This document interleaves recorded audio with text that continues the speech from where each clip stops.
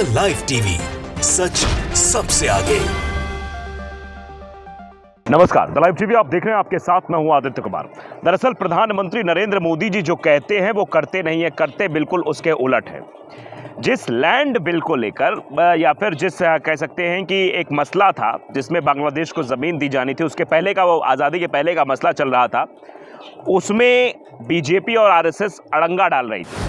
लेकिन अब जो खबर है कि प्रधानमंत्री नरेंद्र मोदी बांग्लादेश के आगे झुक गए, शेख हसीना के आगे झुक गए और वो 10,000 एकड़ से ज़्यादा ज़मीन जो है वो बांग्लादेश को दे दी है। तो सवाल ये है कि मोदी जी जो कहते हैं क्या वो करते नहीं हैं, या फिर उनकी बातें सिर्फ हवाई होती हैं।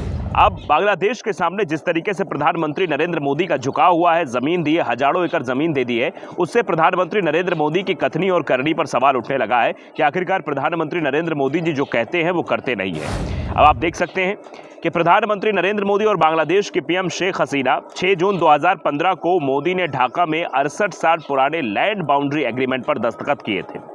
पिछले 10 सालों में प्रधानमंत्री नरेंद्र मोदी ने 8 बड़े फैसले लिए, जिसमें से एक अहम माना जाता है, और इसी फैसले का विरोध प्रधानमंत्री नरेंद्र मोदी के द्वारा किया जा रहा था।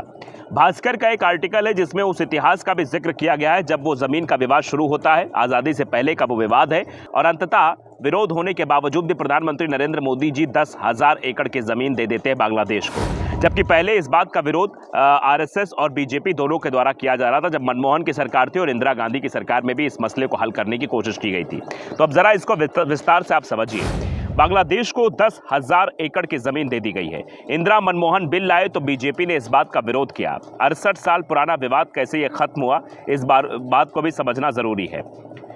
पिछले 10 सालों में प्रधानमंत्री नरेंद्र मोदी के ये फैसले हुए, इन फैसलों की बात को हम समझने की कोशिश भी करेंगे कि ज़्यादा ज़मीन, आखिरकार 10,000 एकड़ से ज़्यादा ज़मीन देने की पूरी कहानी क्या है। इसको समझने के लिए इतिहास में चलना पड़ेगा। हमको चलना पड़ेगा 16वीं सदी में। 16वीं सदी की बात है। कूच बिहार के महाराजा नर नारायण और रंगपुर के फौजदार शतरंज खेलते थे। शतरंज की बाजी में दोनों अपने अपने गांव को दांव पर लगाते थे। यानी ये होता था कि चलो ये गांव हमारा दांव पे, अगर हार गए तो ये गांव आपका। फिर दूसरे लोग दूसरा गांव लगाते थे, मतलब दांव पर लगाकर एक दूसरे को गांव दे देते थे। अपने अपने गांव को दांव पर लगाते थे। यानी हर बाजी में कोई ना कोई एक गांव जरूर जीतता था। भाई 2 लोग खेले, जीत एक ही की होनी है, एक हारेगा। इस तरह कूच बिहार के राजा ने रंगपुर के 111 गांव और रंगपुर के राजा ने कूच बिहार के 51 गांव जीत लिए। बाद में इन गांवों पर शासन को लेकर दोनों रियासतों के बीच जंग भी छिड़ गई कि भाई इन पर शासन कौन करेगा। एक तरफ 111 गांव चले जाते हैं, दूसरी तरफ 51 गांव चले जाते हैं। तो 111 गांव वाले के पास तो ज़्यादा है, तो उसको शासन कैसे करना है। तो इस बारे में दोनों के बीच विध्वंस हो जाता है। 1713 में इन गाँवों को लेकर दोनों रियासतों में समझौता हुआ। समझौते के तहत रंगपुर के 111 गाँवों पर कूच बिहार का राज और कूच बिहार के 51 गाँवों पर रंगपुर का शासन हो गया। सालों तक ये समझौता लागू रहा।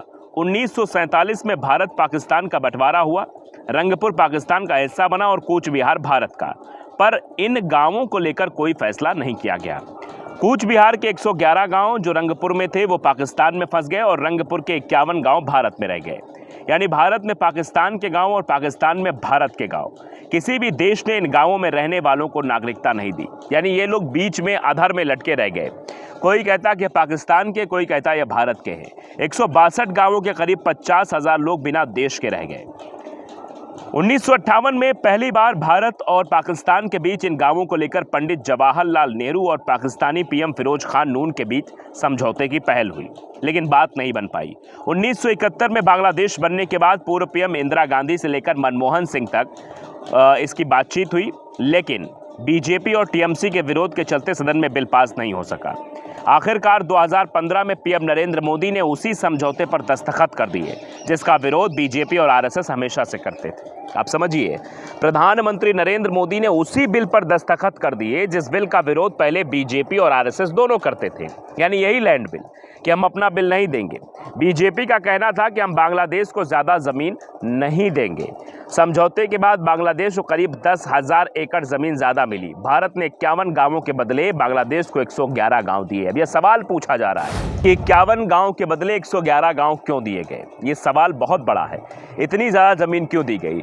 जब राजतंत्र खत्म हो गया, लोकतंत्र आ गया, तो लोकतंत्र के आधार पर बराबरी का बंटवारा होना चाहिए था, लेकिन 10,000 एकड़ की ज़मीन देकर ये सीधे तौर पर झुकाव प्रधानमंत्री नरेंद्र मोदी का बांग्लादेश के प्रति झुका है। इसका क्या कारण है? इसकी क्या वजह है कि शेख हसीना के सामने झुक गए प्रधानमंत्री? अब ज़रा वहाँ की स्थितियाँ समझिए कि वहाँ आखिरकार क्या था। पश्चिम बंगाल के कूच बिहार ज़िले में एक गाँव है, दक्षिण मसलदंगा। कोलकाता यहाँ से करीब 700 किलोमीटर दूर है और बांग्लादेश महज 70 किलोमीटर। ये वो गांव है जो 2015 के समझौते से पहले भारत में होते हुए भी बांग्लादेश का गांव था। पक्की और नई सड़क, उसके दोनों तरफ हरे भरे खेत, हर 10 कदम पर टीएमसी और बीजेपी के झंडे लहरा रहे। कांग्रेस लेफ्ट की मौजूदगी ना के बराबर। पक्की सड़क और हरियाली देखकर लगा कि गांव की हालत ठीक ठाक होगी, पर जैसे ही गांव में कदम रखा, लगा मानो फूलों को सहलाते हाथ में कांटा चुभ गया हो। फूस और टीन शेड के बने माचिस की डिबियानुमा बिना दरवाजे का घर, अंदर न किचन न वॉशरूम। 22 साल के इनामुअल कैमरा देखकर झपझेप गए। खाली पड़े चूल्हे के ऊपर कपड़ा डालकर आगे बढ़ने लगे। जब रिपोर्टर ने उनसे सवाल पूछा, कहाँ जा रहे हैं, ज़रा ठहरिए, कुछ बात करनी है। पहले तो वो टालने की कोशिश करते हैं, फिर वो रिपोर्टर के बहुत कहने पर बिफर पड़े और कपड़ों में से एक मशक्क़त के बाद एक शर्ट निकालते और पहनकर कुर्सी पर बैठ जाते हैं।